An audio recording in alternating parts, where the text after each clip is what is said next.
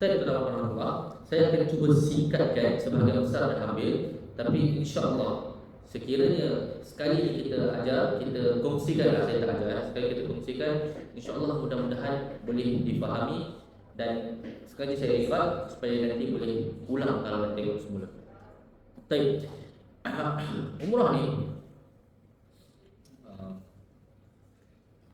boleh nampak kan? Okey, ini beberapa perbincangan yang kita akan bincang pada hari ini. Yang ini berkaitan dengan pengenalan fadilah, kebaikan, syarat, sah, larangan dan semua macam. Satu-satu kita akan bahas dan cepat. Letak dalam mindset. Ada yang tak kita pernah umrah sebelum ni? Ada yang tak pernah umrah sebelum ni? Semua dah pernah umrah? Okey, bermakna sebelum ni umrah susah ke senang? Yang cakap senang, yang cakap susah, yang di antara dua okey-okey je. Dan kita mungkin nampak susah sebab kita tak buat selalu. Tapi sebenarnya senang. Sangat mudah. Macam contoh saya tanya tuan apa buat. Untuk solat Isyak mudah. Semua tahu sebab kita buat. Tapi kalau orang tu mungkin baru masuk Islam, bagi dia agak susah sebab dia tak tahu. Tapi umrah tu sebenarnya senang dan mudah. Dan pantang larangannya itu terbatas. Baik.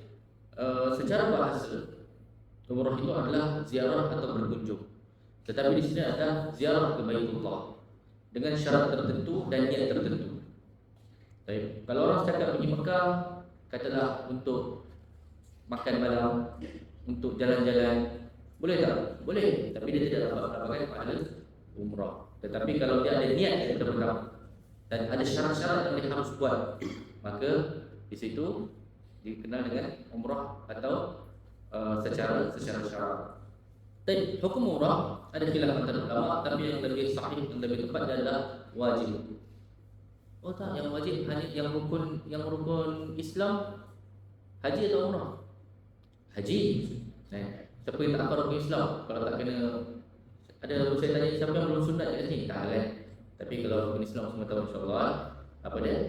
Syaratnya salat, zakat, puasa, haji bagi yang mampu. Tapi daripada mana kewajiban umrah? Allah SWT berfirman, wa atimul hajja wal umrata lillah, dan tunaikanlah haji dan umrah kerana Allah SWT. Kat sini Allah kaitkan umrah selepas haji. Dan rata-rata orang yang pergi haji dia pasti usahakan umrah rata-rata.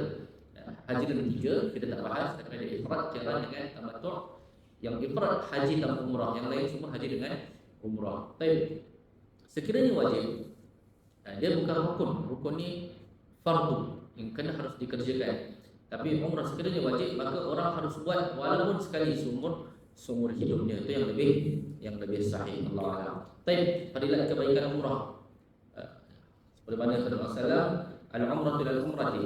Umrah antara satu sama lainnya adalah kafaratun lima bainahuma, akan menghapuskan dosa di antara keduanya, dan haji mabrur tidak ada balasannya melainkan syurga. Baik, kemudian menjadi tetamu Allah. Dan itu adalah antara kebaikan umrah berikutnya. Kita cepatkan. Kemudian syarat sah amalan. Apa amalan? Solat, puasa yang kita buat selama ni, siapa yang dapat menjamin kita pasti diterima? Tadi baru salat maghrib, siapa yang dapat menjamin? Tak ada. Tetapi kita berkata ada dua syarat yang pasti menyebabkan seorang itu amal ibadah diterima. Bukan hanya umrah, dalam semua ibadah dua syarat ni harus ada. Yang pertama ikhlas. Ikhlas ni kata Allah SWT, wa ma umiru, tidaklah mereka diperintahkan illa ya'budullaha mukhlishina lahuddin, kecuali mereka ikhlas dalam agama. Dalam melaksanakan syariat agama harus ikhlas. Saya ikhlas, tapi saya rajin upload foto sebagai contoh. Rasulullah SAW gambarkan lawan dari ikhlas, iaitu riya, yang dapat menghapuskan amalan kita. Orang datang dengan amalan penat, keluar duit sampai beribu-ribu dolar sebagai contoh, ternyata amalan tertolak sayang hanya kerana sebuah gambar atau foto. Contoh je, bukan tak boleh bergambar, silakan, tapi bermakna. Kerana apa? Garis antara ikhlas dan riya akan menjadi pembatalan amalan itu bagaikan Rasulullah sebut di kegelapan malam di atas sebuah batu. Boleh tak kalau kita keluar malam ni banyak lampu ni katalah ada lampu langsung. Ada lampu kita tak nampak semua dekat bawah. Jadi Jadi itulah gambaran lawan daripada ikhlas. Yang kedua, ittiba', mengikuti sunnah Rasulullah SAW, tuntunan ajaran Rasulullah SAW.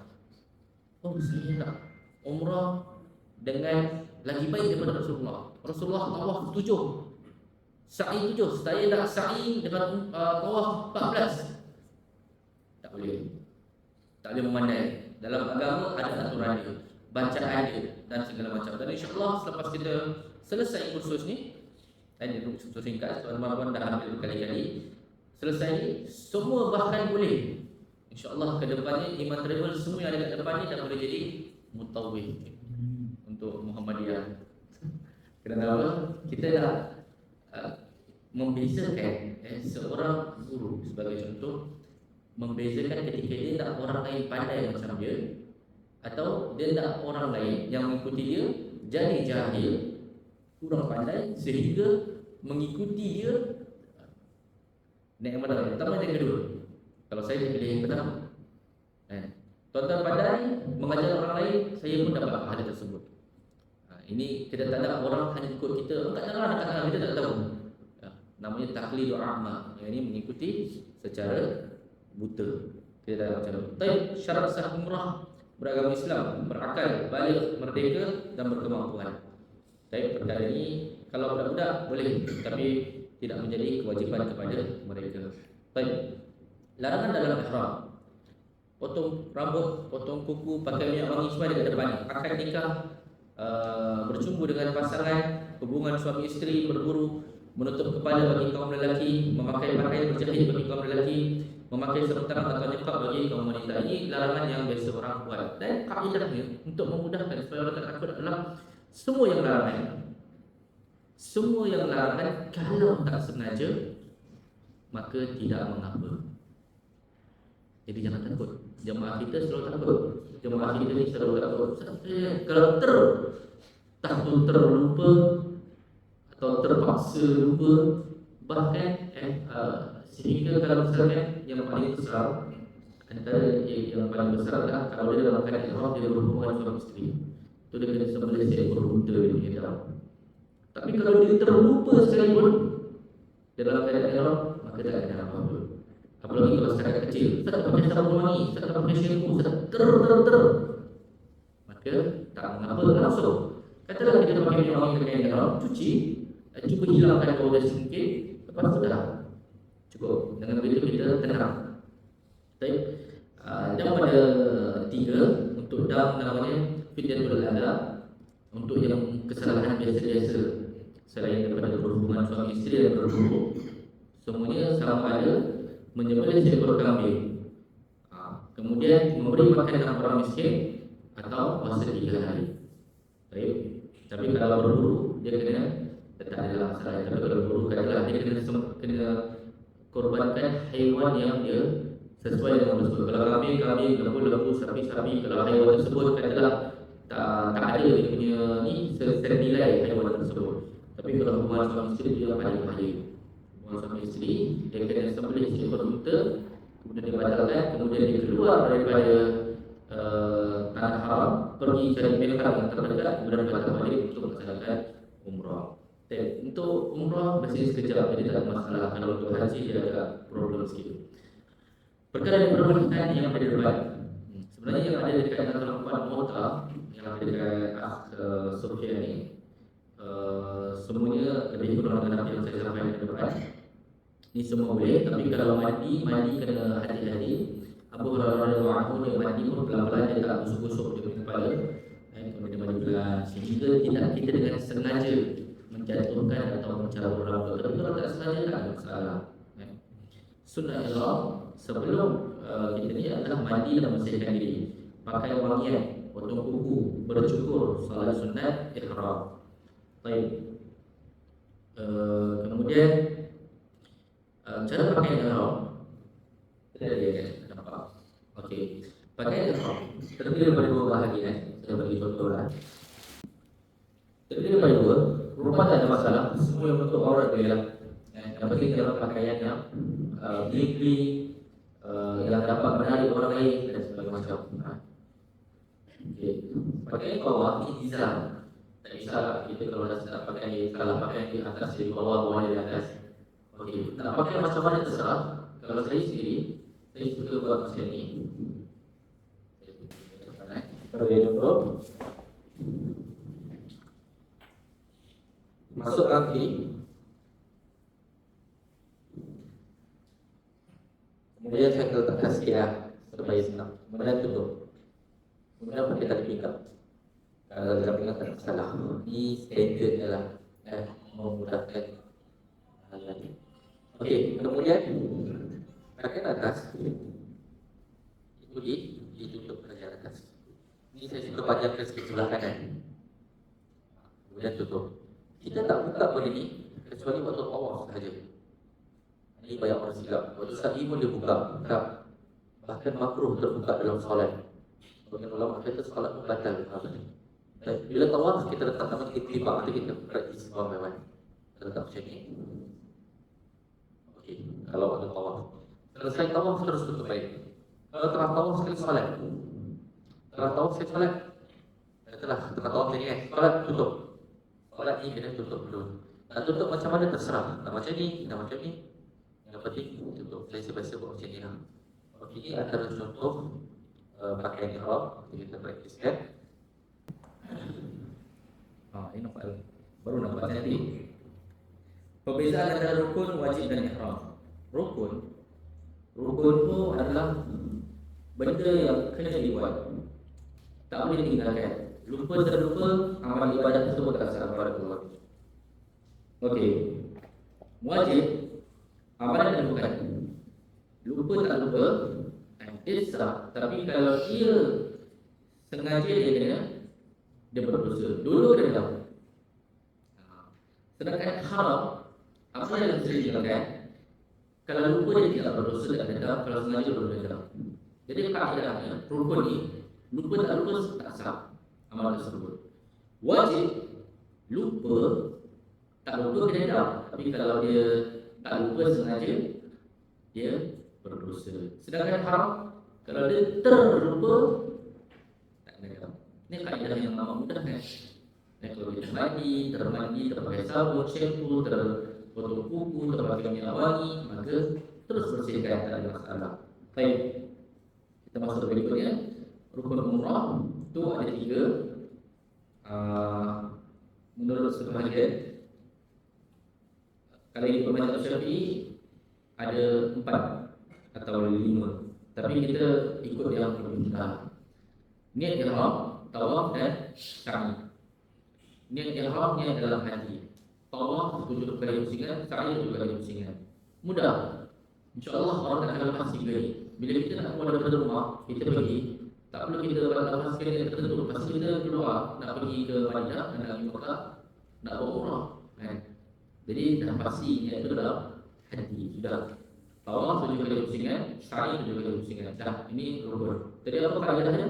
Lupa terlupa daripada salah satu daripada 3 ini, tak sah amalan tersebut. Baik. Sedangkan wajib umrah adalah niat ihram di miqat atau tahlil. Niat ihram yang pertama dan kedua apa beza dia?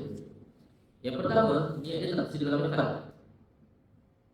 Yang kedua, niat dia mesti di miqat. Saya bagi contoh. Okey, kalau anda nak mobile keluar, nanti kita daripada Aqsa masuk Mekah dulu, betul tak? Itu yang saya dapat. Baik. Bila daripada Jordan tu kita terbang kan, flight nanti melalui miqat Jordan, miqat ahli Syam, lalu Ju'fah. Sebab kita di Jeddah. Okey, kita lalu Ju'fah. Lalu Ju'fah. Kita daripada asal, kita dah niat. Tapi kita tak niat ke miqat, kita tertidur. Atau tak ada juga terlepas.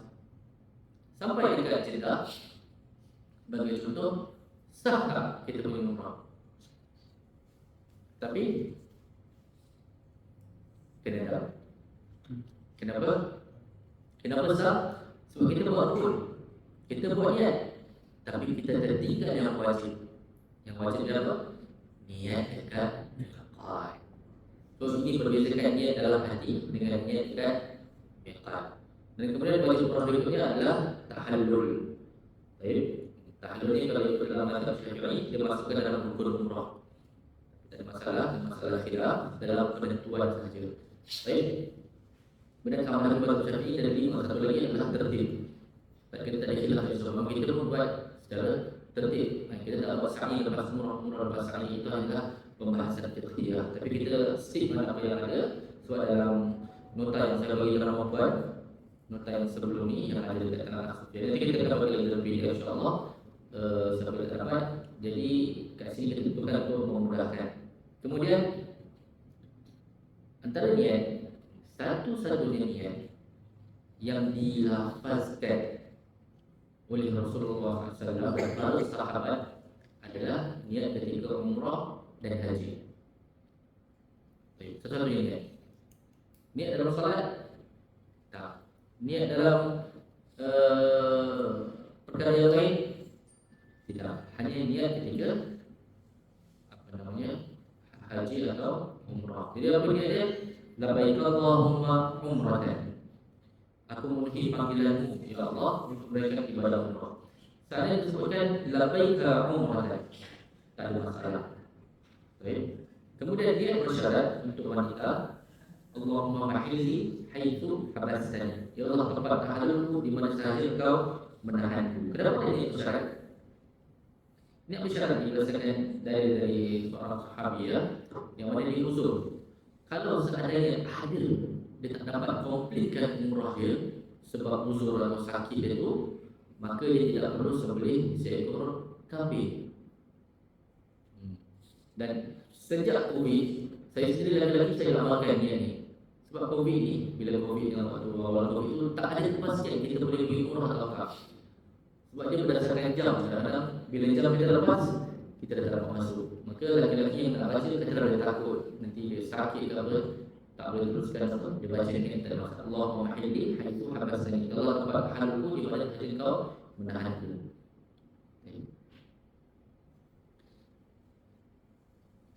Niat dilafazkan dalam hati dan dijatuhkan di miqat yang telah ditetapkan. Miqat makani ada miqat zaman. Miqat zaman adalah miqat berkaitan dengan tempat, zaman, waktu. Miqat untuk umrah sepanjang tahun dulu. Miqat zaman untuk umrah. Miqat zaman ini untuk haji ada waktu haji. Jadi kita tak ada masalah. Yang jadi masalah adalah miqat makani untuk kita menjatuhkan niat di tempat tersebut. Jadi kita akan tunjuk gambar. Baik. Jika kita lihat di sini ada tanah Kaabah.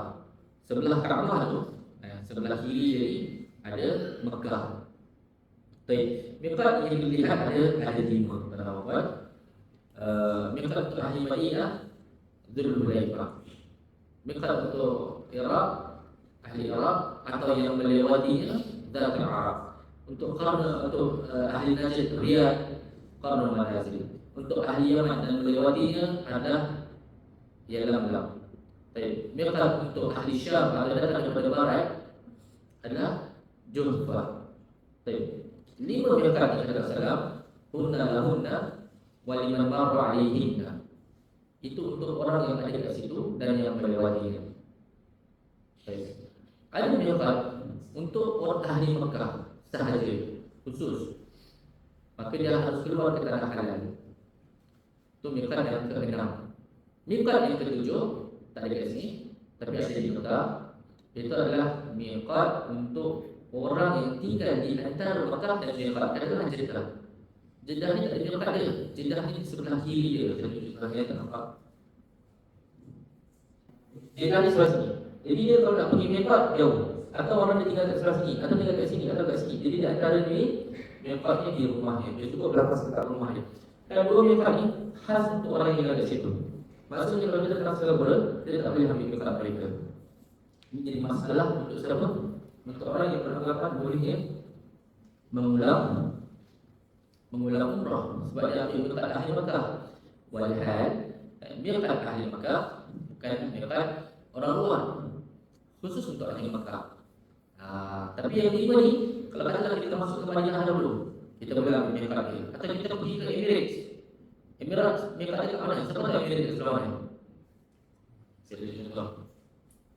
Yang jauh sangat. Ada laser kan? Saya lihat. Sini Emirates. Sini sini. Atas tu Qatar, atas dia Bahrain. Jadi miqat dia kalau dia nak pergi Mekah, dia nak iklan. Kat mana miqat dia?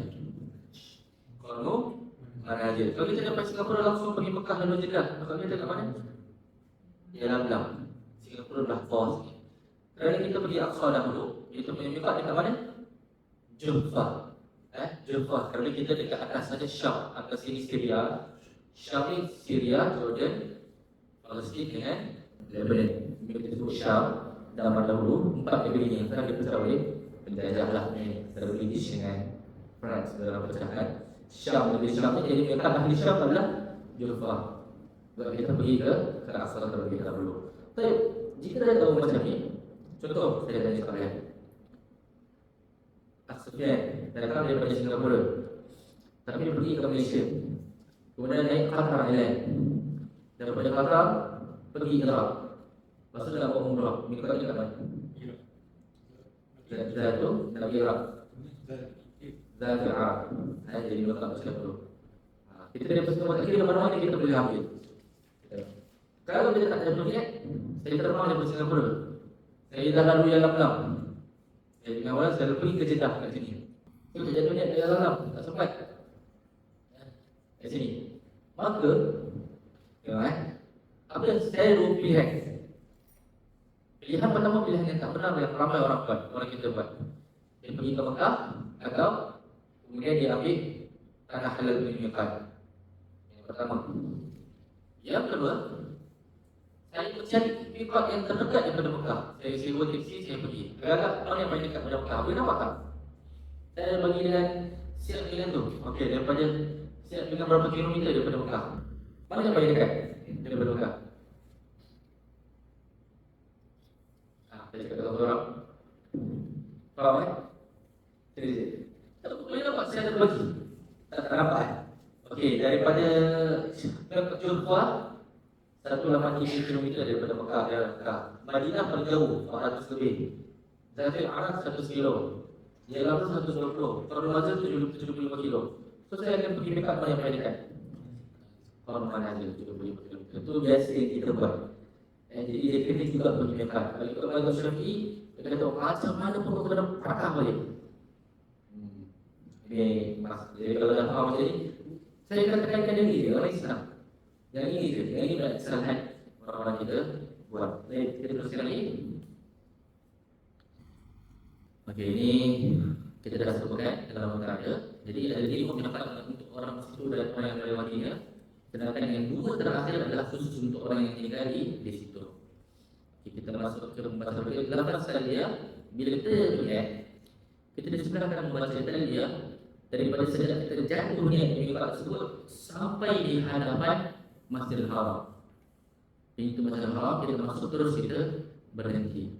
Dan bacanya tak mesti satu orang tahu yang labbaik Allahumma labbaik ikut tak. Yang lagi baik semuanya baca.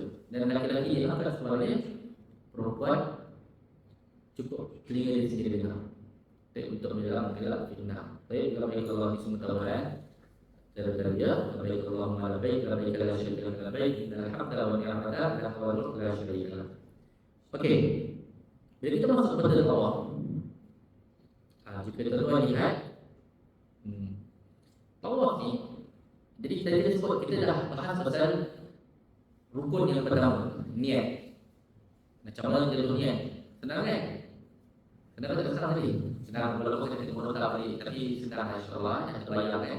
Dan kalau kita tengok tadi yang gambar miqat ni, seakan-akan miqat ni mengelilingi kota Mekah.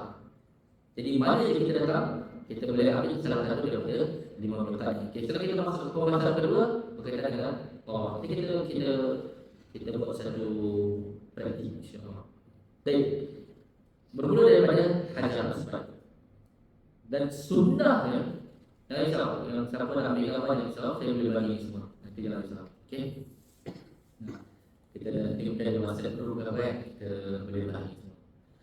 Sunnahnya kita sampai dekat depan Kaabah tu kita dah masuk. Bila kita masuk kita berhenti. Kita masuk dekat Kaabah, kita letak mula ittibaq. Letak bawah sebelah kanan kejap kaki dia perempuan kanan. Kemudian kita angkat tangan. Cukup labbaik Allah, bismillah ya Allahu akbar atau Allahu akbar. Ada dua berikan masalah.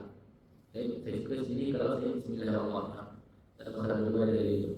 Baik, kita kena nampak orang buat macam Allah akbar, Allah akbar, Allah akbar. Tak berikut. Ada orang macam-macam. Semua orang dari seluruh dunia. Dan dia bukan mengikut iman mereka. Dia ikut macam-macam. Tapi kita dah tahu yang sunnah cukup Allahu akbar. Cukup tak payah sunnah, tak payah berikut. Ada tiga sunnah di sini yang asal ni. Yang pertama kita boleh cium. Itu sunnah ni. Yang kedua, which is mustahil. Yang kedua, kita ambil, kita cium tangan, which is pun mustahil. Bisa setiap musim. Jadi kita juga kita Allahu akbar. Baik. Apa kelebihan cium hajar aswad? Dapat memasukkan ke syurga? Dapat fadilah surga itu? Tak ada. Kata Umar bin Khattab radhiyallahu anhu, waktu itu menjadi khalifah Rasulullah wafat, Abu Bakar radhiyallahu anhu meninggal dunia, dia cium dan dia cakap kuat depan orang. Cakap, wahai hajar aswad, batu, aku tahu kau adalah satu batu. Kalau seandainya aku tak melihat Rasul menciummu, maka aku tak akan mencium. Jadi tak ada faedah tertentu khas. Kita buat ibadah semua ikut Rasulullah. Kalau Rasul cakap ada berkat, kita ambil berkat. Rasul cakap ada berkat, Rasul mencium, maka Allah pun ikut dan kita pun mengikuti hal tersebut. Dan kaidahnya sunnah cium. Tapi menyakiti orang lain haram, itu berdosa. Tak boleh kedepankan yang haram untuk mencapai yang sunnah. Dan itu kita dapat lihat ramai ulama dekat Mekah sana, dan mereka tinggal di Mekah, mengajar di Mekah di Masjidil Haram bertahun-tahun, mereka tak cium hajar aswad. Apalagi kalau ada perempuan bercampur dengan lelaki sampai tersikat auratnya, atau buat video, kononnya dia boleh bawa orang ke sana cium. Tak ada faedah yang khas. Dia telah menyakiti orang lain dan bahkan dapat mengurangkan nilai pahala daripada ibadah tersebut. Rugilah bayar mahal tak dapat. Maka kita bukan tercium lagi. Kalau ada satu rahsia yang saya jarang ungkapkan, saya 14 tahun di Madinah, saya tak cium hajar aswad sekali pun. Sebab ikut sunnahnya adalah, kecuali kalau saya cuba, tapi kopi pun kita cuba, kalau kopi lagi kita cuba. Kadang-kadang saya macam mustahil. Terlalu untuk menyakiti orang, saya tak sanggup. Baik. Kemudian kita mula pusing daripada dekat hajar aswad, kita pusing. Baca doa apa sahaja. Tak ada doa spesifik, doa tertentu, tak ada. Kecuali satu-satunya doa yang spesifik adalah antara rukun yamani dengan hajar aswad. Saya gambarkan di sini. Letaklah ada 4 bucu dia sebutkan rukun tu bucu. Okey, ini hajar aswad. Saya tulis hajar aswad. Baik. Di sini ada Hijr Ismail. Di sini ada makam Ibrahim. Secara nilai makam Ibrahim, saya tulis MI Hijr Ismail. Tak kena hafal ni, tak perlu. Tak ada kewajiban. Ini rukun Yamani. Rukun Yamani. Baik. Lawannya adalah rukun Syam. Jadi tak penting lah. Baik. Yang penting hanya rukun Yamani dengan hajar aswad. Kenapa? Dekat sini ada doa tertentu. Bila sampai sini ada sunnahnya. Sunnahnya cuma 2 je. Tak ada yang lain. Yang ini, yang pertama, jika dia mampu mengusap dan cium. Jadi hajar aswad boleh cium, boleh usap terjadi pasal cium atau angkat tangan. Kita apa punya Yamani? Usap je kalau mampu. Di setiap pusingan daripada pusingan awal sampai habis. Jadi mungkin boleh buat. Kalau hajar aswad agak mustahil sikit. Ini mungkin boleh buat kalau seperti sunnah dan orang tanaman. Ada istilah, ada macam dalam kehidupan, maka dia boleh buat. Maka kalau tak boleh, mesti kalau tak boleh, tak boleh jalan, tak perlu angkat tangan pun. Tetapi mula di sini kita membaca doa Rabbana Atina fid dunya hasanah wa fil akhirati hasanah wa qina adzabannar.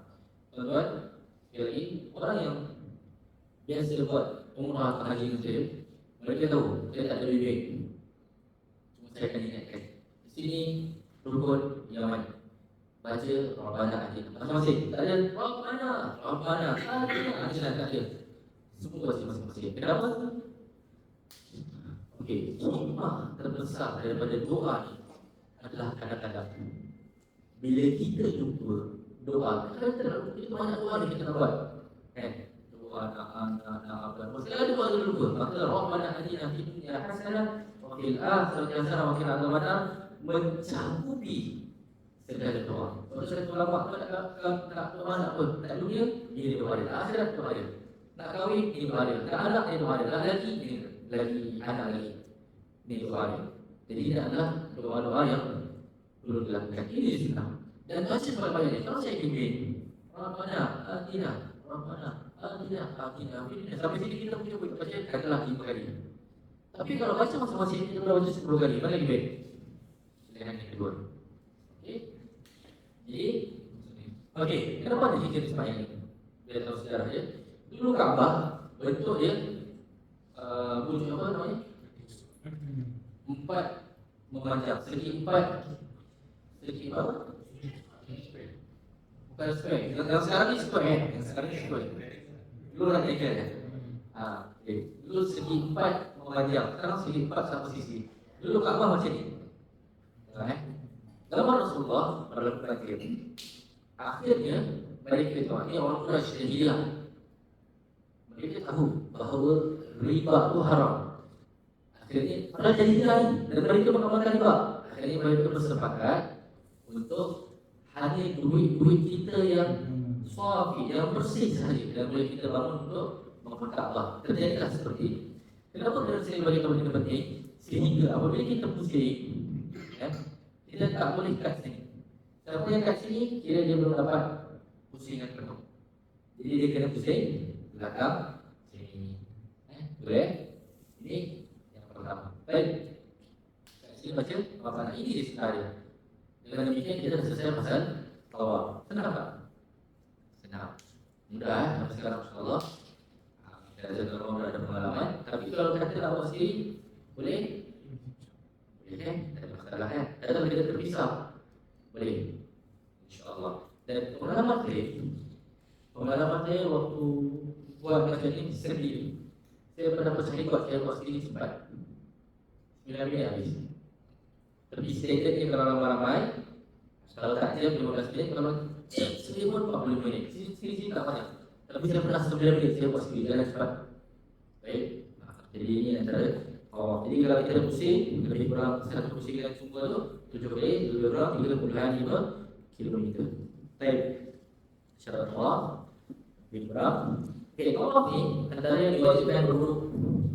Berbeza dengan sa'i tak wajib berwuduk. Jadi kena jaga wuduk lah. Kalau batal, boleh berwuduk. Dekat bawah-bawah tangga Masjidil Haram Muslim tak ada. Kita tak boleh ramai-ramai pergi nanti. Kata kalau terpisah, yang ada mahram pasangannya dia temankan mahram tersebut. Kalau buat yang itu pun jadi kesian. Kemudian kita cakap tinggal di jumpa di hotel. Baik. Jadi kita duduk, kalau duduk di bawah tangga yang nak turun nanti, semua ada tempat duduk. Sebelah sini lagi dia sebelah kanan. Sini lagi sebelah sini perempuan, sebelah lagi sebelah sini perempuan. Nanti kita berdebat macam mana nak duduk dengan air. Kemudian tata cara tawaf kita dah sebutkan tadi. Okay, semua dekat nota. Nanti kita ulangkan daripada awal sampai habis. Sunnah tawaf adalah untuk lelaki-lelaki di pusingan pertama ada namanya ramal. Untuk tawaf yang ulur yang pertama kali. Dia larinya lari anak. 3 pertama. Tapi kalau kita bersama jemaah perempuan, majoriti ada atau orang tua atau dalam jemaah itu ada anak kecil, maka dia tidak perlu melakukan hal tersebut. Atau bahkan ketika orang sesat, dia tidak perlu melakukan ramal. Ini kerana orang salah faham. Ramal ini sunnah, tapi kalau orang sesat, saya nampak orang mana ada besar sunnah ini. Orang kat depan dia dah tak boleh pergi mana-mana, akhirnya hanya menyakiti. Jadi kaedah yang apa? Tak boleh ke depankan yang sunnah dan tak boleh buat yang haram untuk mendapatkan yang sunnah. Antara sunnah dia itibak masukkan kata-kata itu. Tapi siapa yang tak buat tetap sah, sah, tak ada masalah. Tapi tak cukup sunnah. Baik. Sa'i. Sekarang kita bahas pasal sa'i. Kira yang ketiga daripada dua benda kita dah dapat. Kira niat kita dah terangkan pasal mendapat makan ni, niat jatuh di atas tempat. Kemudian kita dah terangkan pasal Allah. Sampai sekarang Allah insya-Allah jelas. Nanti kita praktiskan dalam tengah insya-Allah. Kemudian kita cakap pasal sa'i. Baik. Sa'i ni kalau Muhammad dia lebih mudah. Kerana lebih mudah, tapi ada doa-doa yang susah. Tapi siapa yang terlepas tak ada masalah. Yang wajib kita dah sebut ada tiga sahaja. Yang apa? Rukun kita dah sebut. Ya, yang wajib ada dua, yang rukun ada tiga. Daripada tempat letaklah kita dah pusing. Kita dah pusing tinggi belakang. Saya tinggi. Kemudian kita sampai di sini, nanti ada jalan satu khas. Dan cuma jalan tu je. Selepas makam Ibrahim. Makam Ibrahim apa? Bukan kubur. Tapi tempat bekas letak kaki Nabi Ibrahim AS. The only thing yang sunnah adalah jika mampu selepas tawaf melaksanakan salat. Selepas tawaf, salat terakhir tawaf itu di belakang makam Ibrahim. Which is secara mustahil. Jadi nanti bila kita nak keluar, ada jalan menuju ke tempat sa'i. Dan di jalan tu kanan dan kiri tu orang salat. Memang tempat satu jalan je. Dia boleh masuk tak boleh keluar. Kalau nak keluar pergi tempat lain supaya orang tak bertemu antara orang yang sa'i dan tawaf tu. Umrah ni memerlukan tenaga sikit. Sebab dia kata tempat depan orang tapi tak boleh bisu. Kita kena pusing jauh. Supaya kalau bertemu lebih berbahaya. Baik. Kita akan pergi ke tempat diarahkan pergi ke tempat Safa. Tak ada tempat pergi Marwah langsung. Supaya tak bertemu nanti tak akan pergi Safa. Selepas salat kita berdoa tu waktu mustajab. Kemudian kita minum air zam-zam. Lepas kita lagi boleh basahkan rambut, basahkan muka. Kemudian naik ke tempat Safa. Dekat Safa. Okey, nanti ada sunnah-sunnah ni. Yang mana siapa yang terlepas tak ada masalah. Saya tulis dekat nota, nanti kita akan praktis masalah kita. Dekat nota, yang pertama kita buat adalah menghadap ke kiblat. Seakan-akan kita cuba membaca apa berlaku. Bima pada Allah bi. Maksudnya aku mulakan dengan Allah mulakan dengan itu. Kemudian inna safa wal marwah min sya'airillah. Kita baca itu. Sesungguhnya Safa dan Marwah adalah daripada syiar Allah Taala. Kemudian kita baru baca doa. Doa ni perhatikan. Doa ni yang panjang. Ada dalam nota misal.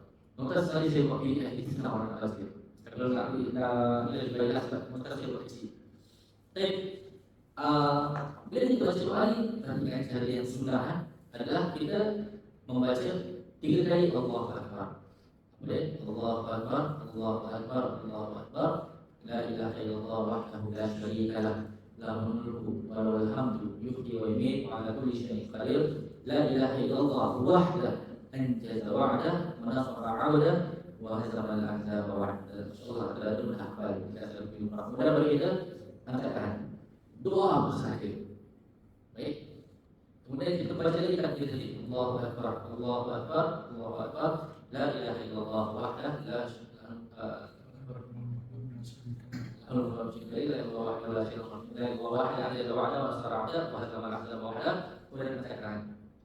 saya tulis Allahu Akbar, Allahu Akbar, Allahu Akbar sampai habis.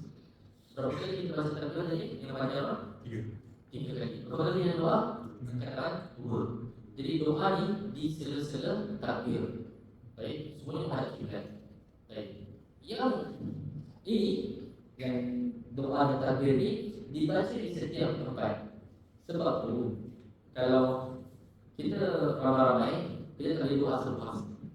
Saya cadangkan kalau tuan ada kekuatan masih muda, Sufian nak buat sendiri atau dengan pasangannya, maka itu lagi baik sebab waktu yang dia boleh buat lagi banyak. Ini waktu saja sayang kalau sekalian tak dimanfaatkan sepenuhnya.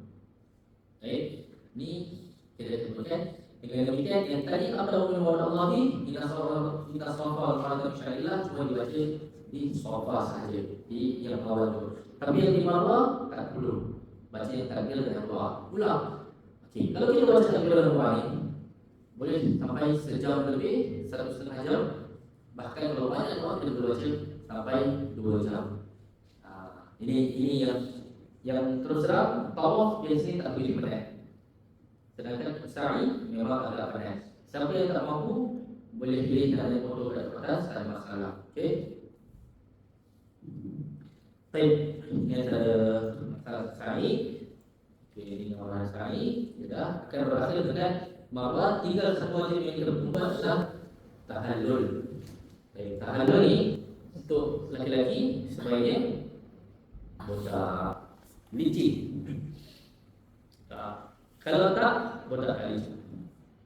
Untuk perempuan cukup satu ruas jari, ujung rambut, bahagian mana berambut, maka boleh diambil. Macam saya kalau umrah dengan isteri saya, dia buat gunting. Jangan ambil gunting kat sana. Kat sana banyak scammers. Nanti dia bagi gunting, dia minta duit. Bagi RM5 tak, RM10 tak. Jadi kalau boleh perempuan, lelaki sebaiknya pergi dekat halaq. Halaq ni tempat orang potong rambut. Tapi saya tak tahu apa licin. Satu hari Rasulullah tengah duduk dengan para sahabat. Rasulullah doa dengan yang doa Rasulullah, bukan saya, bukan Sahayul. Yang doa Rasulullah, semoga Allah mengampuni dosa orang yang botak licin. Para sahabat cakap, ya Rasulullah, macam mana dengan muqassir? Muqassir ini orang yang botak tak licin. Botak tak licin. Semoga Allah merahmati orang yang botak licin. Rasulullah, doakan orang yang botak licin, semoga Allah mengampuni dosa orang yang botak licin. Baru kemudian yang kali keempat, baru muqassirin, orang yang botak tak licin. Pengalaman saya yang pergi umrah dan haji dengan saya betul-betul minta botak licin. Yang doakan ya Rasulullah, ini mungkin pengalaman sekali seumur hidup, atau mungkin setahun sekali, atau mungkin tak berulang lagi. Kita nanti akan berada di hadapan Allah SWT dalam keadaan kita minta amal ibadah kita waktu kita masih hidup dan terlambat. Baik, yang ada pasangan yang ikut boleh. Abang dah handsome, botak dah licin, tolonglah. Tak apa dah. Isteri-isteri pun hati lebih tenang. Bila suami botak licin, dia tak akan dipandang oleh wanita lain. Jadi kalau boleh botak licin supaya mendapatkan faedah atau manfaat tersebut. Baik, dengan demikian selesailah tahallul. Okey. Ada pertanyaan sebelum saya akan ulang sekali lagi dengan cepat. Kalau bolehlah, boleh saya minta masa lagi. Ustaz, saya tanya satu. Silakan. Andai kata kalau orang tu tahu dia buang angin, Baik. jadi dia kena beri dulu control back kan? Continue back, yes. Tinggal sambung dia Tinggal sambung yang tu. betul. Maksud Sama kalau dia tengah tawaf, jadi solat. Okey, tinggal sambung saja. Kalau untuk selamat, katalah dia 2,5. Dari 2,5, dua lah, kita dah set 2,5. Kita tak tahu setengah kita sebelum mana kan. Lagi berat. Ada orang kena berusaha kan. Tak tahu saya 2,5, saya 2,5. Tak boleh. Fadal, lagi. Set. Tadi Ustaz. Okey. Baik.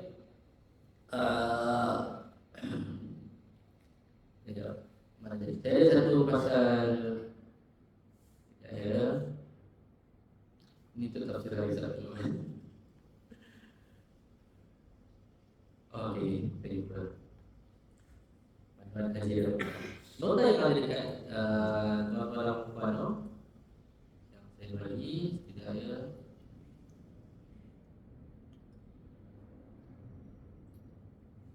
Okey. Mana yang dia punya? Okey, dua je. PDF.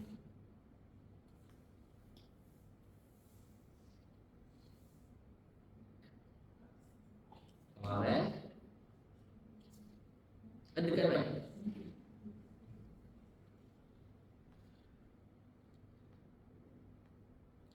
Baik, kita sekarang akan mulakan. Apa kelebihan ringkasan yang dalam bentuk nota yang saya pernah bagikan kepada Ustaz Khairul dan kepada Muhammad? Saya ceritakan ini. Tahun 2009 akhir atau 2010 awal, itu pertama kali saya melaksanakan haji. haji berat. First time. Dan ketika saya melaksanakan haji, saya terus bertugas sebagai penterjemah untuk masyayikh di bawah Kementerian Agama Islam, urusan Islam, bahagian haji. Baik. Sebelum saya pergi haji, saya baca kitab besar-besar. Tuan-tuan tahu, kitab ada Al-Ighah fil Manasik fil Umrah wal Hajj, Imam Nawawi kata silap. Kemudian ada kitab Ibnu Taimiyah dalam Majmu' Fatawa pasal haji, itu ada 400 muka surat. Allah. Tapi sebenarnya saya pun tak faham. Maksudnya kita tak pernah mengalami. Kemudian ketika saya terjemahkan, kali itu saya jumpa satu orang kata apa namanya, rumus yang memudahkan untuk pergi haji. Maka saya buatlah rumus tersebut dalam bahasa Melayu dan saya periksakan dekat beberapa guru kami, dan akhirnya ada orang minta untuk buat kesalahan umrah pula, umrah yang, dan pasti umrah lebih memudahkan, maka ada total. Jika tuan-tuan lihat, nanti kita step by step balik ke depan. Sebagai contoh, pertama adalah ikhlas. Ini syarat ibadah sesuai dengan ini rukun kita dah bahas tadi. Ihram, tawaf, sa'i, 3 je. Wajib umrah, ihram daripada miqat, niat, bersyukur selepas umrah, tahallul. Baik, larangan ketika ihram kita sebut. Dan di sini saya sebutkan kaedah ini untuk orang rukun kena buat, tapi tinggal sengaja tak sengaja. Wajib sengaja tak sengaja kena dam. Yang membezakan kalau sengaja berdosa. Satu yang haram, larangan kalau sengaja baru kena dam. Orang itu banyak takut, tak ada yang terpotong. Terpotong, pakai filter, tak ada masalah. Tapi dia boleh jadi ada masalah. Contoh, bila dia potong setengah, lepas tu dia ingat, dia kena tinggalkan. Okey, sekarang kita nak potong yang baki ni. Yang pertama dia saja, yang kedua dia ingat. Kemudian dia kena dah semua dia ingat. Okey, ni kaedah dia. Kemudian miqat kita dah bahas tadi. 5 yang pertama, 5 yang pertama tu miqat untuk mereka yang di sana dan yang melewatinya. 2 yang terakhir di Mekah dan di antara Mekah dan Madinah khusus untuk orang tinggal di tersebut. Kita mulakan dengan manasik. Jika tuan-tuan lihat, saya bahagi untuk umrah ni 3 garis besar. Semuanya dalam rukun. Apa dia? Niat, sa'i dengan tawaf dengan sa'i. Baik, yang pertama kita mulakan mandi, bersihkan diri tempat tinggal di hotel. Kemudian pakai yang awal di dekat badan, itu laki-laki. Perempuan tak boleh lah. Perempuan ni asalnya pada keluar yang normal tak boleh pakai yang awal, kecuali di mana? Di rumah. Dalam sebuah hadis, mana-mana wanita yang memakai yang awal liyurih raihataha, untuk membuatkan orang lain ajnabi lain bau, fahiya zaniyah, maka dia adalah wanita berzina. Alhamdulillah. Tapi sekarang kita lihat berapa orang wanita pakai yang awal. Tapi nak pakai deodorant tak ada masalah. Saya kata ada pakai yang awal. Nanti kalau kena pakai yang awal tak ada masalah. Yang penting kita pakai dekat badan dia. Tapi kalau kena habis itu tak ada masalah. Tapi kalau dia kena dekat dia punya pakai yang awal, cuci lah, tak ada masalah. Okey. Kemudian nombor 2 dah pakai yang awal. Yang ketiga pakai yang tadi berulama saya cakap tadi, bahagian bawah dan atas. Yang bawah ni nak pakai macam mana terserah. Ada yang waktu awal saya umur pakai macam kain. Pakai macam pakai kain. Aku dah tahu dulu. Belum itu ya. Pakai macam pakai kain. Tapi bila saya perhatikan pakai macam kain ni, nanti nampak bahagian bawah. Jadi saya pakai macam tadi. Saya akan lebihkan yang bahagian kanan dia. Tak apa kita kena bantulah. Dia cuma 2 lelaki, 2 orang lagi kan? 5 orang kan? Ada lagi? Saya ingat. Ada 2 lagi? Ada 7 orang. Oh, jadi 7 orang. 7 maksud saya 8. Kita 8. Perempuan, wanita 4. Baik. Kemudian menuju ke miqat dengan bas. Katalah kita daripada Amman kan? Kita daripada Amman kan? Naik flight kan? So saya nasihatkan sebaiknya kita yang lelaki ni, perempuan tak masalah, perempuan senang. Buat tu dalam ihram perempuan senang. Buat tu dekat COVID ni tu, yang perempuan saya nak cek. Kita nak cek, dia lelaki semua kena pakai ihram, tak ada masalah. Okay, jadi kita pakai dekat mana tu? Amal. At least kita pakai bahagian bawah. Kemudian tunggu. Kat sini kalau kita dapat berhampiran, insya-Allah mudah. Tunggu bila sampai Jumat. Saya amal ke Jeddah lebih kurang 2 jam. Tak jauh, dekat dari sini pergi Jakarta lebih kurang lah. Jadi sampai kat Jumat dia akan iklankan. Kita harus sekejap je. Jadi kita perhatikan kalau kita ikut mazhab Syafi'i nak kena makeup dekat atas. Makeup. Dia lewat dalam masa 2-3 minit, 5 minit paling lama. Kat situ dia niat labbaik Allahumma umratan atau labbaik umratan. Sebab tu saya pentingkan nota ni. Kalau boleh tuan-tuan, kalau nak saya bring out, saya boleh bring out. Kalau tuan-tuan nak saya dalam handphone supaya tahu baca apa. Dan takut tempat duduk kita ni berpisah. Dekat situ masing-masing kena tahu diri masing-masing. Tapi kita akan ikat sepanjang jalan, insya-Allah. Kemudian sebab kita baca labbaik umratan, kita dah jatuh, tinggal buka bahagian atas itu. Atau bahagian dekat pokok tak ada masalah untuk dekat amal tu.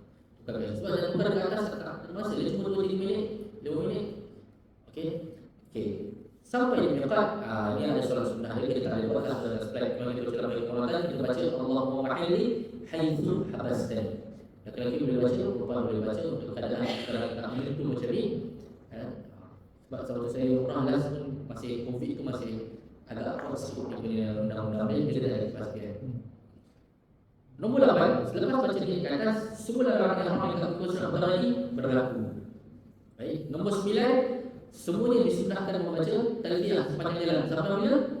Sampai dekat depan pintu Masjidil Haram. Jadi selama kita masuk makan baca talbiyah, makin banyak makin baik. Baik. Okey, lagi baca cepat, perempuan baca pelan. Nombor 10, jika sampai di Mekah tidak mampu masuk hotel dulu, berehat.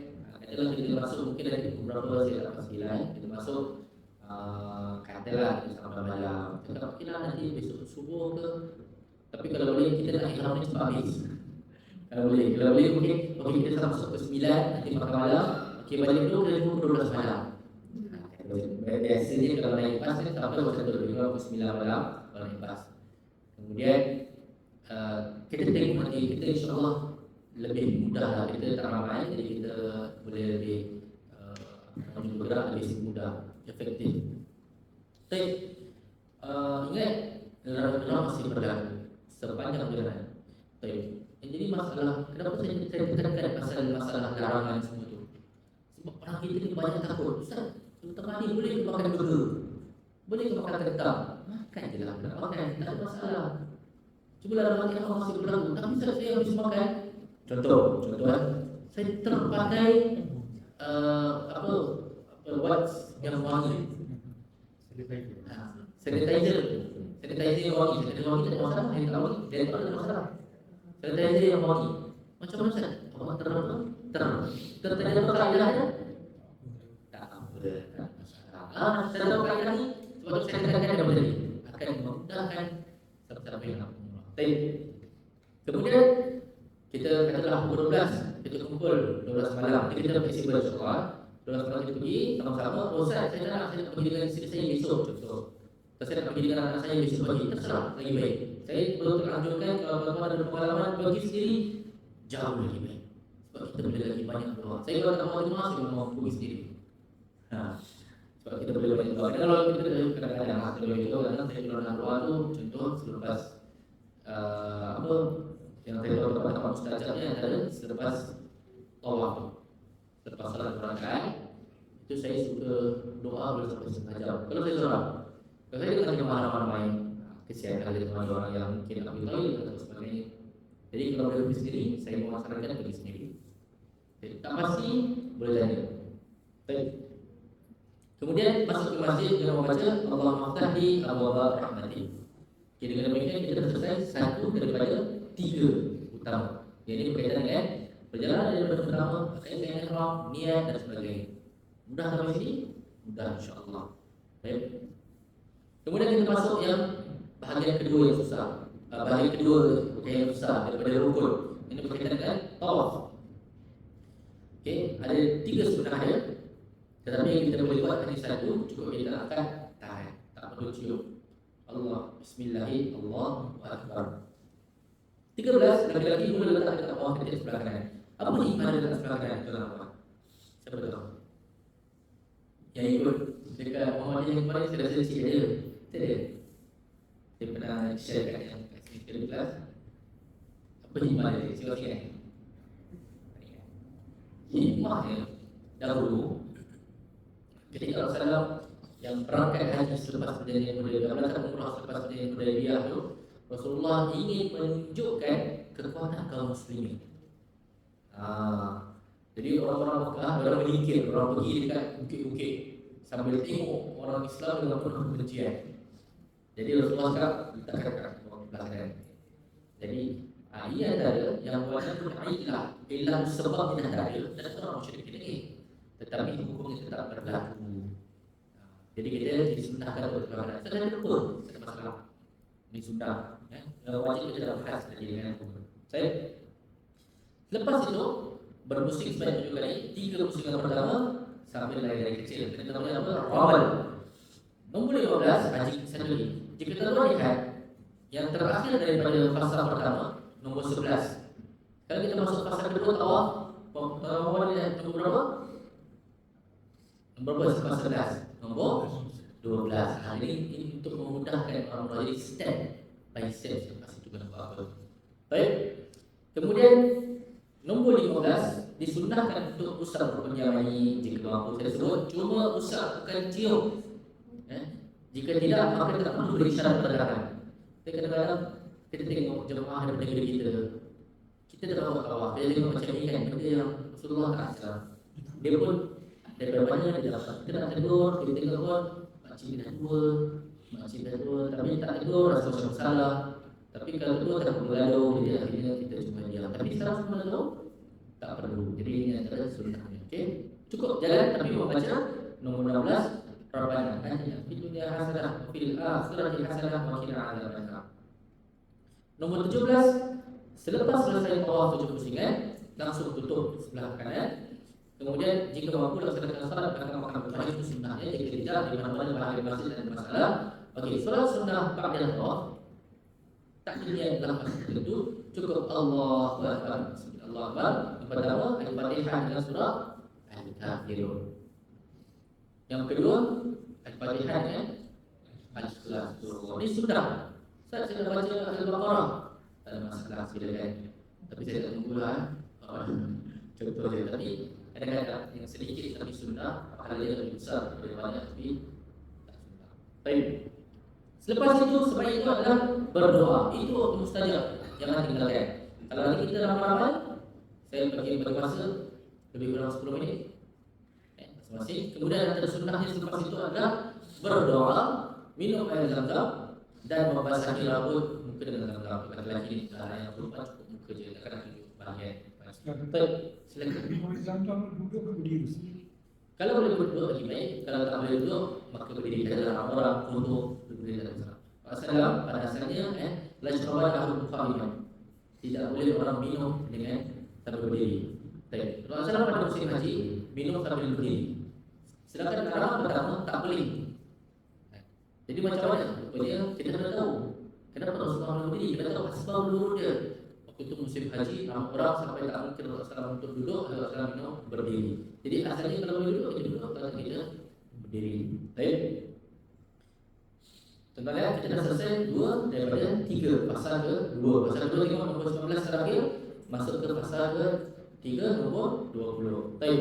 Sekarang berkaitan dengan sa'i. Tadi kita dah baca, nombor 20 ni hanya khusus dibacakan di Safa. Yang pertama kali Inna Safa wal Marwa sya'irillah. Kemudian nabda'u wa Allah bi atau abda'u bima bada Allah bi. Kemudian kita baca yang satu ni yang saya terangkan tadi panjang-panjang. Satu ni je yang kalau boleh lah. Kalau boleh saya terangkan untuk hafal. Cuba kita fikirkan berapa banyak lagu yang kita dah hafal. Berapa banyak lagu, berapa banyak nasyid. Takkanlah syair atau syiar, masyair agama kita tak hafal. Lagi pelik orang kita lagu yang dia tak faham, lagu Korea, lagu Hindustan pun dia boleh hafal. Tapi yang ini dia tak hafal. Kita hafal sekali. Jadi kalau misalkan handphone mati, nota hilang, kita boleh hafal. Okey? Baik. Sekali lagi, benda ni fleksibel. Katalah kita nak baca doa, tak boleh sebab kena halau ni kan, tentera. Sebab kadang penuh, tentera halau. Dan askar polis halau, tak ada masalah. Kita baca sambil jalan. Waktu haji yang kemarin, last year, itu first time saya haji, cuma kita ramai, jadi kita pakai video. Jadi kita cuma kena halau dekat sofa lah, kita baca hujung. Tapi dekat bawah kita boleh, tak boleh, memang tak boleh, memang tempat dia hasil. Jadi kita baca doa ni sambil berjalan. Allah Akbar. Jadi saya boleh bimbing. Tapi kalau kita tak ada benda ni, maka masing-masing bertanggungjawab terhadap masing-masing. Baik, kalau boleh hafal, boleh. Kalau tak boleh, tak ada masalah. Nombor satu ni je yang agak kita katakan bukan susah, tapi agak panjang lah. Cuma kita senang. Ulang kali sekali. InsyaAllah sebelum kita berangkat semua hafal. Baik, nombor dua, dia mula turun ke sofa dan menuju ke marwah. Disunnahkan untuk lari kecil di antara dua lampu hijau bagi lelaki. Baik, apa beza lari kecil yang 3 pertama kat kawah tadi dengan yang dekat tempat sa'i? Tempat sa'i itu ada lampu hijau. Antara lampu hijau disunnahkan untuk laki-laki sahaja. Larinya lebih besar. Larinya dalam bahasa Arab rokan pakai golf. Itu larinya lebih cepat daripada ramal yang lari kecil atau tawaf.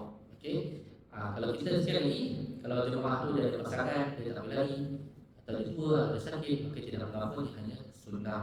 Kalau saya buat dengan family saya, orang pernah jalankan dengan anak-anak semua, dia cakap, okey tunggu ayah tunggu ke depan saya lari.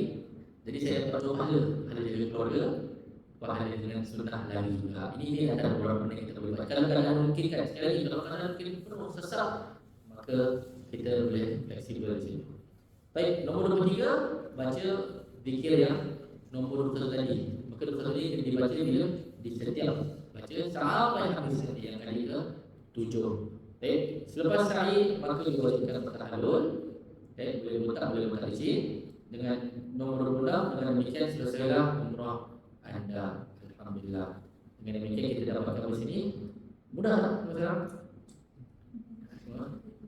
Dan ini insya-Allah kita akan kalau misalkan kurang faham, kita akan sama-sama nanti kita ulang. Dan saya mungkin tak terlalu, sebahagian terkawan saya dah kenal, sebahagian belum kenal. Cuma saya akan cadangkan untuk Aqsa, untuk Madinah kita akan terang dengan jalan. Untuk Aqsa saya terus terang tak ada pengalaman. Dia wanita yang buat saya sebenarnya nak buat, saya cuma nak buat saya punya rumah sendiri. Kawan sahabat saya sama dia tahu. Bila saya dengar ada Aqsa, lepas tu macam tak ada orang, saya istighfar. Ini kira saya pun first time juga. Jadi saya pun ada pengalaman kat sana macam mana ni. Tapi sekali lagi yang ingin saya sampaikan, kita kena letak dalam otak kita ni bahawa dalam fikiran saya selalu letak ni kecil 14 tahun saya di Madinah, saya pernah tengah makan yang tak sempurna. Belajar Singapura tu baru setahun ke 2 tahun. Dia cakap, Ustaz dah, waktu tu saya baru 12 tahun lah. Ustaz 12 tahun yang kat Madinah boleh bertahan. Cakap, anak baru 2 tahun dah bertahan. Saya tanya, kenapa? Dia perang ini. Bila saya fikir balik, kenapa saya boleh bertahan? Sebab macam ni, saya selalu letak dalam otak saya, worst thing akan terjadi. Kalau dia suruh saya buat apa, saya buat. Dia marah, sabar je. Dengan itu kita nikmat. Saya selalu letak bahawa hati kita ni, orang boleh cacah badan kita, orang boleh tangkap kita, boleh paksa kita untuk kerja paksa. Macam dalam hidup pun dulu contohnya kan. Tapi hati kita yang paksa. Kalau kita tak gembira, dalam keadaan susah kita gembira. Kalau kita tak senang, kalau kita tak sedih, kalau kita ada kemewahan segala macam, kita boleh sedih atau rasa sendiri ke, rasa terburuk. Baik, bila di Aqsa, kita akan berjumpa dan saya dengar cerita dari ramai orang dalam sana, hampir semuanya pernah mengalami pengalaman kurang baik. Ditahan, kita punya emosi akan nama Muhammad dia akan mulai dikacau. Baik, sabar. Letak worst case akan terjadi. Kita nak pergi ke tempat suci orang Islam. Semakin besar ujian yang datang, semakin besar pula pahala yang insya-Allah akan kita dapat. Jadi mungkin saya pun dalam pengalaman saya itulah yang boleh saya buat. Kita sama-sama dan mungkinlah kita bersama. Saya nak cadangkan kalau seandainya itu masa kosong, kita akan baca satu kitab yang mana kitab ini saya cadangkan hadis 40 Arba'in Nawawi sebagai contoh, dan mungkin kita baca Al-Quran di Aqsa, di Mekah dan di Madinah.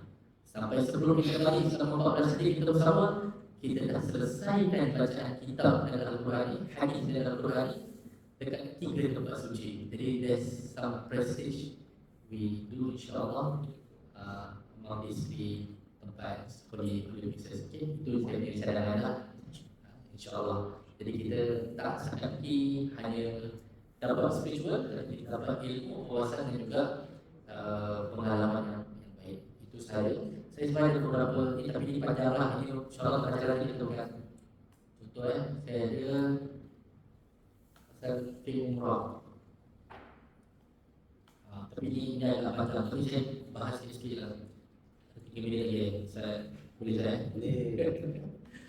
Okey, ini saya tahu semua pernah untuk semua ini.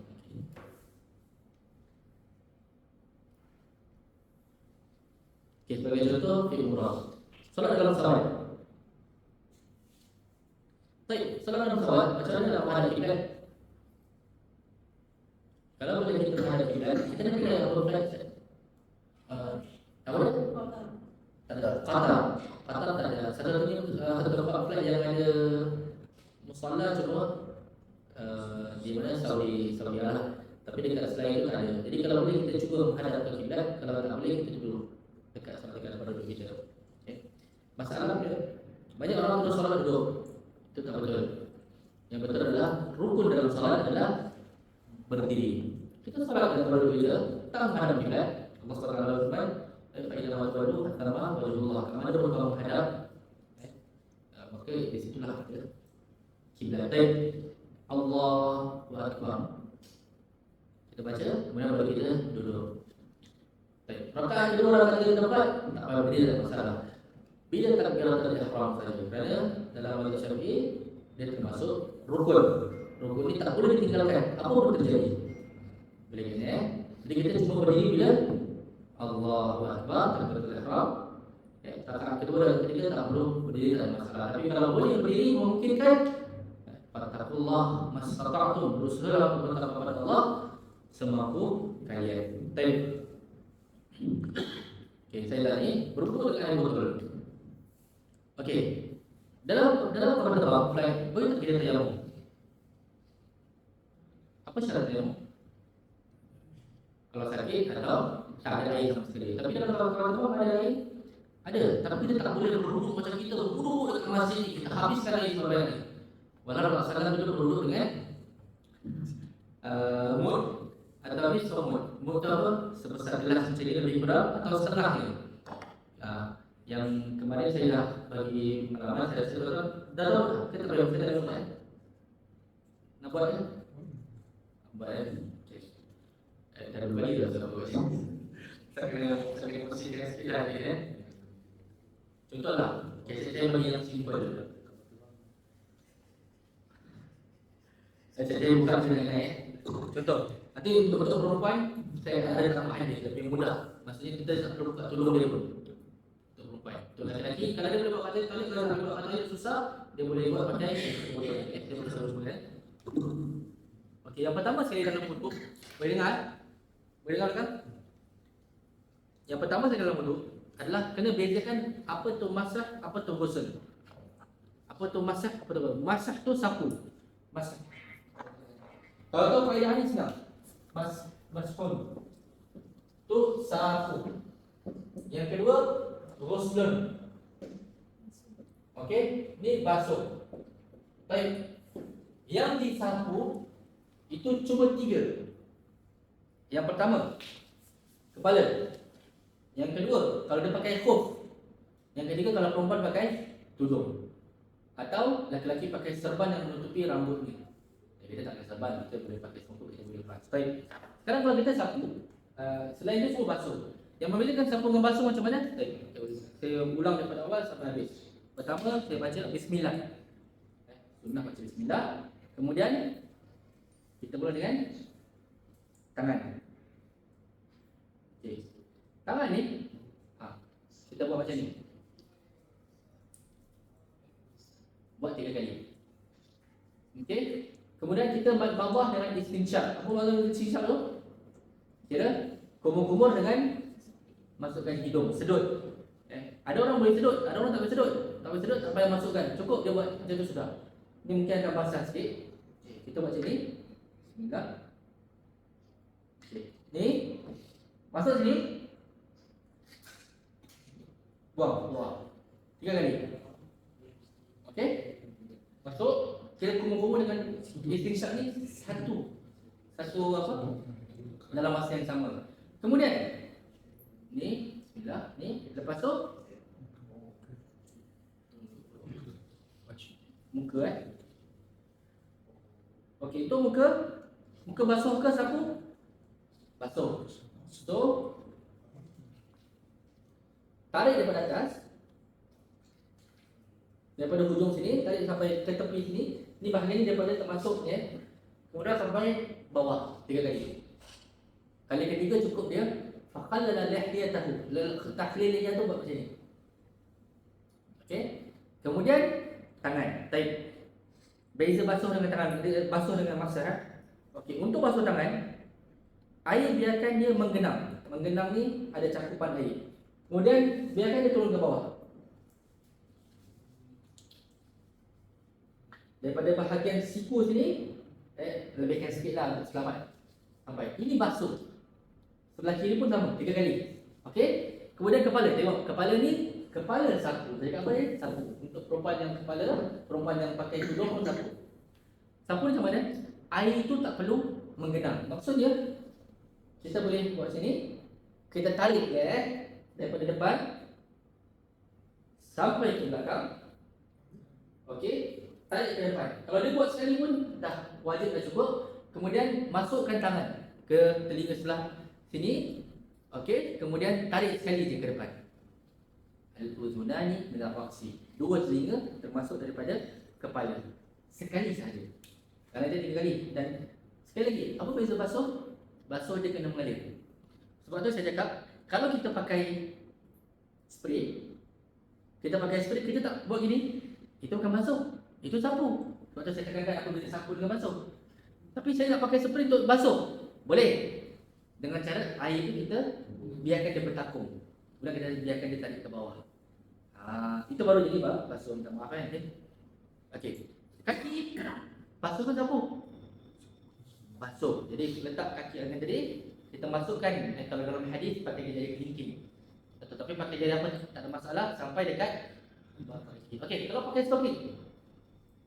Pakai stocking yang tebal, yang tak nampak kulit, maka boleh dia sapu. Cukup sekali. Macam mana? Sapu macam mana? Air tak perlu banyak. Macam dia basuh bola tadi tu. Dia boleh percikkan, dia tarik daripada bawah sampai atas. Sekali. Dengan demikian, selesai. Untuk perempuan yang pakai tudung, kalau dia sapu, dia boleh sapu macam ni. Cukup. Dia nak tarik, dia nampak ni kan? Nampak ni. Kalau boleh buat sempurna dekat dalam toilet, tak ada masalah. Kalau kita buat ni, tadi agak-agak air banyak. Letaklah 3 kali macam tadi, air pun dah habis. Cuba bayangkan, bila kita solat dekat Muhammadiyah, berapa banyak air yang kita dah habiskan? Okay, kata Rasulullah membazir. Jadi, ini berwuduk dengan air botol. Nota ni, saya akan bagi tuan-tuan dan puan. Nota ni ada, dan saya ada bagi dengan link YouTube. Nanti boleh belajar. Ini Syekh Osman Khamis, beliau seorang da'i daripada Kuwait. Jadi dia boleh ajar wuduk dengan cara wuduk dengan sesuai sunnah.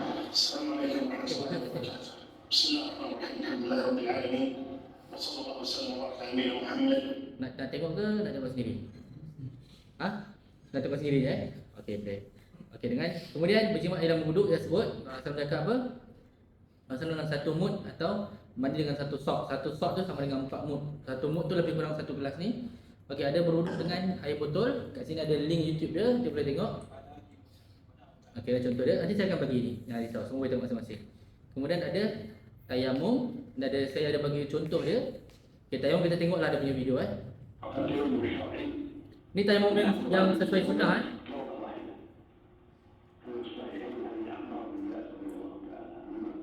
Tiup.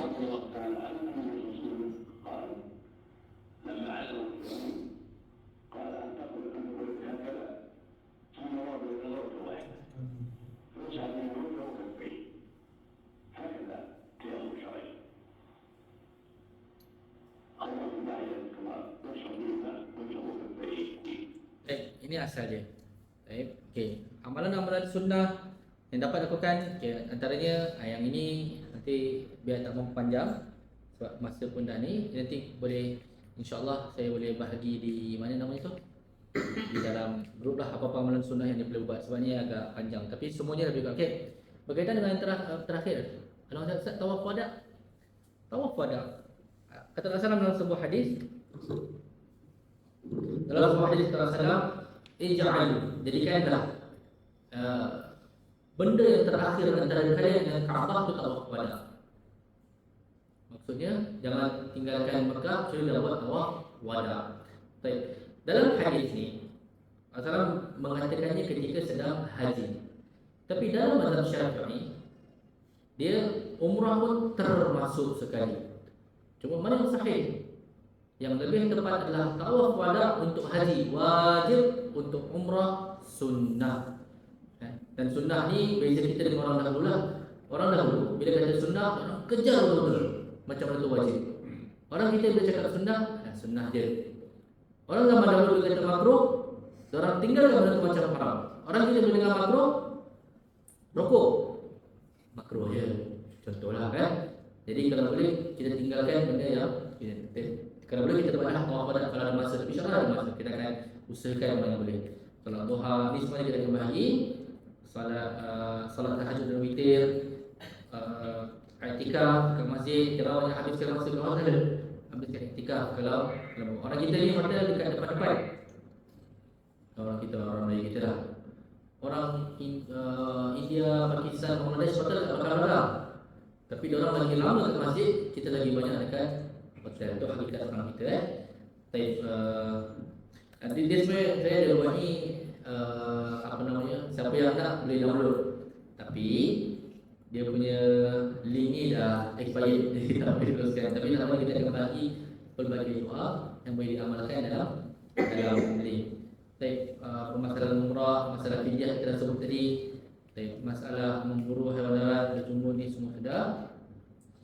Tawaf menggunakan skuter boleh tak? Kalau sihat? Kita sihat dan muda, kenapa skuter? Boleh tak boleh tak Sofyan? Betul tak boleh? Rasulullah SAW melaksanakan tawaf dengan menggunakan unta. Kerana sihat jadi boleh. Tapi of course dalam kaedah makan aktarul amalan aktarul sawaban. Mana yang banyak amalannya lebih banyak pahalanya. Jadi kalau boleh buat tawaf ni. Tawaf cik siapa tadi? Yang Cik Jannah. Tawaf ambil masa sikit. Saya cuba singkatkan insya-Allah. Baik. Ni bentuk skuter. Saya kata pengajian, okey, saya kalau tawaf wada, masalah sekarang dekat bawah tu dia tak boleh masuk kecuali dengan ihram. Bila kita nak tawaf wada, kita akan pakai ihram. Yang jadi masalah orang kata, tak apa Ustaz, kita bohong sunat. Saya tak buat. Saya tak nak bohong. Saya cakap tadi kaedah apa? Kita nak buat sunnah. Yang ini haram, menipu ni haram. Jadi kita kedepankan yang haram, pakai ihram. Untuk perempuan tak ada masalah sebab perempuan dia nak check ihram. Untuk lelaki, saya lagi prefer buat tawaf wada menggunakan skuter. Sebab apa? Kita nak kejar waktu untuk bas juga. Baik. Nah, kalau tak mampu drive, naik basahnya ada bas macam ni sekarang naik bas. Tapi ni masalah dia siap setengah jam tak silap. Harga sama. Harga sama kita drive ni dengan naik negara. Baik. Dan sebelum kita pergi nanti, semua dah download application Nusuk. Semua. Setelah kita masukkan kita punya nama, pasport, kemudian based on apa nama tu, nombor visa umrah. Nanti pakai visa umrah kan tulis? Visa umrah. Saya punya tulis. Saya punya dia. Saya ada bisa tulis saya di luar. Betul kan? Okey. Jangan lupa dia saya masuk. Okey. Panduan sama Q&A. Dah. Nanti ni nombor saya tak apalah. Sebab kita sikit kita boleh ambil nombor. Jadi last kita lagi hotel. Siapa? Saya ada satu grup yang mana grup ni alhamdulillah dah bertahun-tahun kita membahas tentang haji. Dan kita sekarang buka untuk manasik umrah juga. Jadi kalau tuan-tuan masuk dalam tu boleh dapatkan info daripada jemaah-jemaah lain. Orang-orang Malaysia, orang-orang Singapura ada sebagai kat situ. Sekarang kita ada lebih kurang 400 orang kat dalam yang bertanya macam-macam soalan yang kadang-kadang saya sendiri tak tahu macam mana nak jawab. Ada beberapa ustaz di dalam. Jadi kat situ kita saling menjawablah, saling melengkapi satu sama lain. Dengan demikian saja, yang baik dari Allah, yang buruk daripada saya mohon maaf. Jika mengambil waktu Ramadan, mudah-mudahan malam ni kita bermanfaat dan dapat ilmu yang baik di dunia dan akhirat. Itu saja. Silakan. Silakan. Kita bikin Safa Marwah. Memang kita nak berdoa menghadap kiblat memang payah, kena hayat. Jadi Ustaz cakap tadi kita boleh berdoa sampai berjalan ya? Boleh, tak ada masalah. Dia memungkinkan. Dekat Safa, trik dia kita pergi kat hujung ke Safa. Dekat Marwah memang mustahil sikit, betul. Kecuali kalau tengah kosong baru boleh. Kalau dekat Safa pergi kat hujung tu boleh. Kalau kat Marwah memang agak impossible. Itu saja. Silakan daripada pihak travel. Barakallahu.